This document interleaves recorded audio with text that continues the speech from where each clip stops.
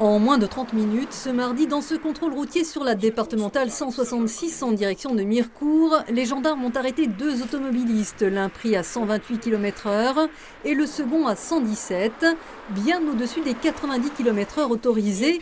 Ce contrôle, c'était aussi l'occasion de dresser le bilan de l'accidentologie pour l'année 2022. Et ce bilan dans notre département est préoccupant.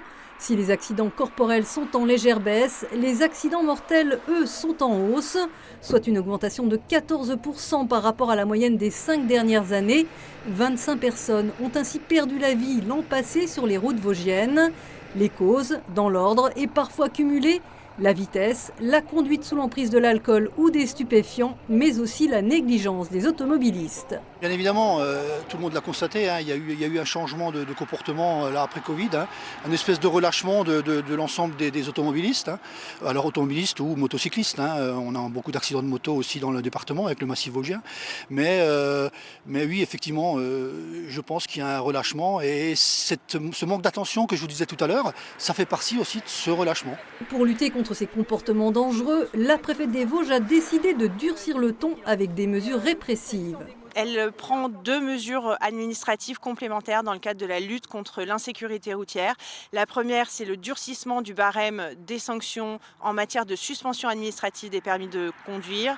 Et la seconde, c'est la mise en œuvre de la procédure administrative d'immobilisation des véhicules. Et concrètement, le barème des suspensions du permis de conduire sanctionnera sévèrement le cumul des infractions et la récidive.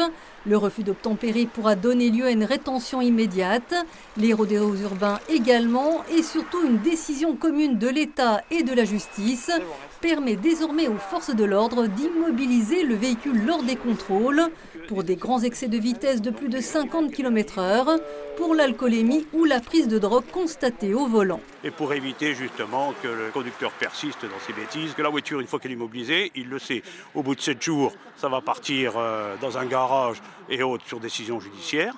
Et puis là, il n'aura plus sa voiture, donc il faudra qu'il attende quand même le jugement. Et il faudra qu'il fasse la demande justement pour récupérer son véhicule. Tout en sachant qu'il va falloir payer aussi les frais de garde. Et c'est toujours dans le porte-monnaie qu'il faut taper. Des mesures répressives qui s'ajoutent à la prévention. La préfecture qui lance également un appel à la responsabilisation des jeunes automobilistes. Un tiers des tués sur les routes en 2022 dans les Vosges avaient entre 18 et 24 ans.